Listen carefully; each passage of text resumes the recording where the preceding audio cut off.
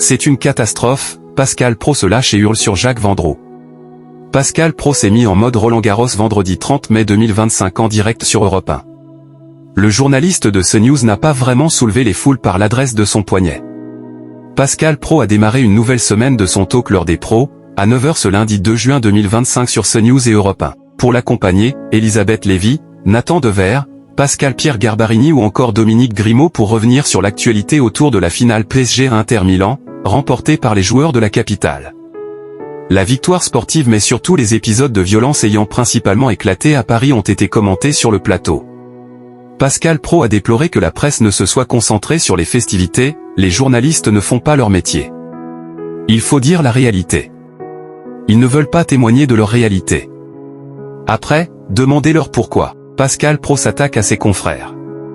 Le journaliste s'est dit, horripilé, par l'excuse qu'il serait impossible de faire un rassemblement en France sans qu'il y ait de problème, en citant deux contre-exemples, c'est faux.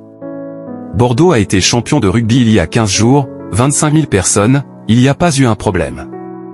Le Vendée Globe, 400 000 personnes au départ, jamais un problème.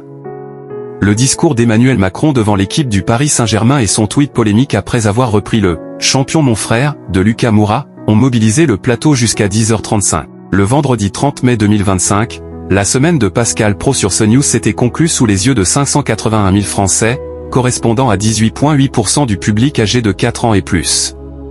Sur les cibles, le rendez-vous a attiré 21,3% des CSP+, et 15% des 25 à 49 ans. Double faute pour Pascal Praud.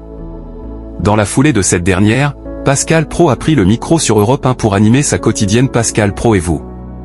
Accompagné de son fidèle lieutenant, Jacques Vendroux, le journaliste nantais s'est laissé convaincre par Olivier Guénec de pratiquer le tennis sur la terrasse du bâtiment. Et en chaussettes. Jacques Vendroux, lui, occupait la place d'arbitre. Mais finalement l'exercice n'a pas laissé le moindre espoir aux meneurs des débats de concourir au tournoi de Roland-Garros. C'est une catastrophe, a-t-il constaté après une tentative de service.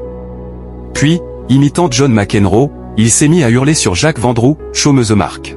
« Show me the mark ». Et l'arbitre de répliquer, « La balle est faute ».